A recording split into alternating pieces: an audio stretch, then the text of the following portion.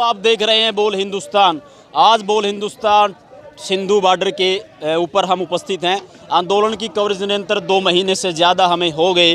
कल गाजीपुर बॉर्डर पर थे, उससे 2 दिन पहले टिकरी बॉर्डर पर लगभग 1 सप्ताह हमने बिताया और उसके बाद गांव-गांव में जाकर के हमने देखा कि किसान वर्ग में कितना उत्साह आंदोलन को लेकर के। आज दोबारा फिर दिल्ली की सड़कों पर आ गए हैं और दिल्ली में अभी हम सिंधु बॉर्डर के ऊपर उपस्थित हैं। अभी पीछे हमने आपको मंच दिखाया, लोगों का जनसमूह की उपस्थिति दिखाई। अभी वहीं से घूम करके जो है पूरे आंदोलन को कैप्चर करने का प्रयास करेंगे, दिखाएंगे आपको कि यहाँ क्या क्या गतिविधियाँ आंदोलन में चल रही हैं। अब हम जहाँ खड़े हुए हैं वहाँ पुस्तकों का स्टॉल लगा हुआ है और जैसा कि आप देख भी पा रहे हैं, शहीद आजम भगत सिंह जी का चित्र है, उनसे जुड़ी हुई पुस्तक है। नेताजी सुभाष चंद्र बोस से जुड़ी हुई यहाँ पुस्तक है, उसको विक्रय यहाँ से किया जा रहा है। शहीद आजम भगत सिंह जी के विचारों को लेखनीबद्ध करके लोगों के सामने प्रस्तुत किया जा रहा है। नेताजी सुभाष चंद्र बोस के ऊपर भी यहाँ अच्छी खासी पुस्तकें आप देखने को मिल रही है और जैसा कि आप देख भी पा रहे, शहीद आजम भगत सिंह जी का फेल्ट हेल्ट वाला चित्र आप साफ तौर पर यहाँ देख रहे हैं। जो साथी यहाँ विक्रय कर रहे हैं उनसे प्रयास करेंगे कुछ पूछने का कि वो क्या कहना चाहते हैं।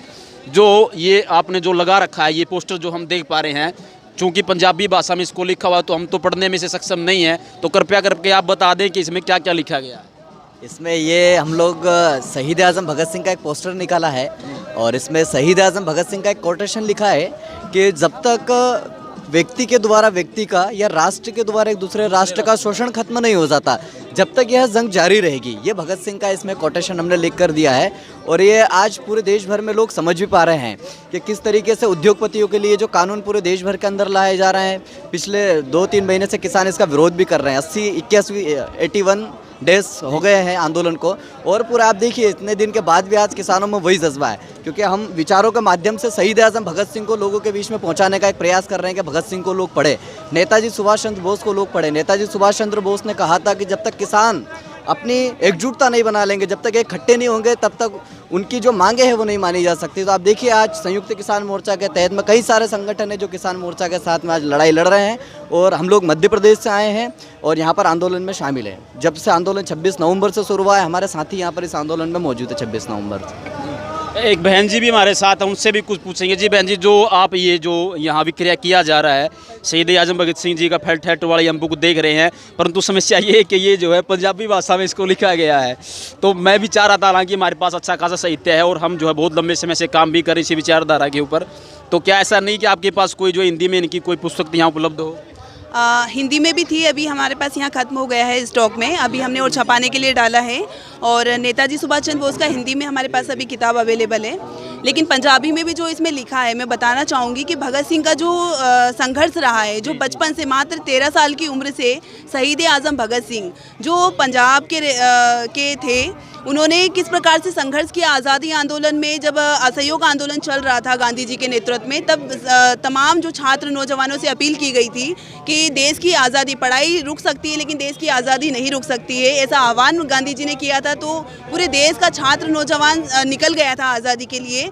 उनका बचपन से लेके अलग अलग आंदोलन में जो उनका एक मतलब संघर्ष रहा है, उन्होंने लास्ट में जब जेल में उनको जब ये जो पब्लिक सेफ्टी बिल, आज जो हम जो कानून, ये कृषि विरोधी कानून हम यहाँ पर जिसका विरोध करने के लिए यहाँ खड़े हैं और उनके विचारों को भी लोगों के बीच में ले जा रहे हैं नेताजी और भगत सिंह के, तो उन्होंने पब्लिक सेफ्टी बिल का उस समय विरोध किया था जब कानून किसानों के विरुद्ध में, जब आज़ादी आंदोलन में जो अंग्रेजी हुकूमत थी जिन्होंने ऐसे कानून लेकर आई थी, उसका विरोध किया था। उन्होंने कहा था, जो असेंबली में उन्होंने धमाका किया था, बम फेंका था, उन्होंने कहा था कि बहरों को सुनाने के लिए धमाके की ज़रूरत होती है, लेकिन उस बम धमाके में किसी को कोई नुकसान नहीं पहुंचा था। तो ऐसे कई उनकी घटनाएं हैं, उनका जो संघर्ष है वो इन किताबों में है।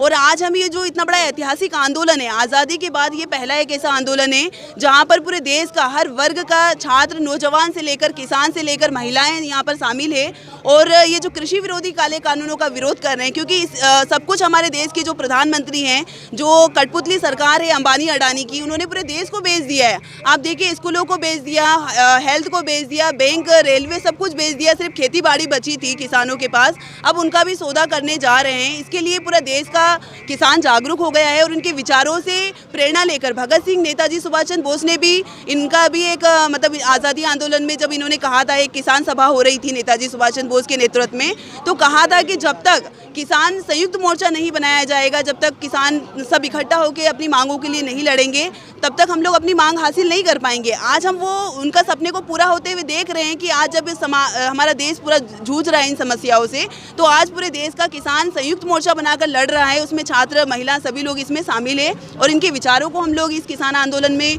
सभी को पढ़ने के लिए अपील कर रहे हैं, ताकि हम इनसे प्रेरणा लेकर, क्रांतिकारियों से प्रेरणा लेकर हम लोग इस आंदोलन को मजबूत कर पाएँ, इस लड़ाई को हम लोग जीत पाएँ। यही हमारा उद्देश्य है इन किताबों को इन किसानों के बीच में भेजने का। तो साथियों, ये पुस्तक विक्रेताओं का स्टॉल यहाँ लगा हुआ था और जाते जाते शहीद आजम भगत सिंह जी का कथन मैं वो दोहरा देता हूँ कि बम और पिस्तौल कभी क्रांति नहीं लाते, बल्कि इनकलाब की तलवार विचारों की शान पर तेज होती है। सीधी सी बात है। देखते रहिए बोल हिंदुस्तान, चलते हैं आगे, देखते हैं क्या क्या है। धन्यवाद साथियों। ज़्यादा से ज़्यादा हमारे वीडियो को लाइक करें, शेयर करें, कमेंट करें और चैनल को सब्सक्राइब करना ना भूलें। धन्यवाद।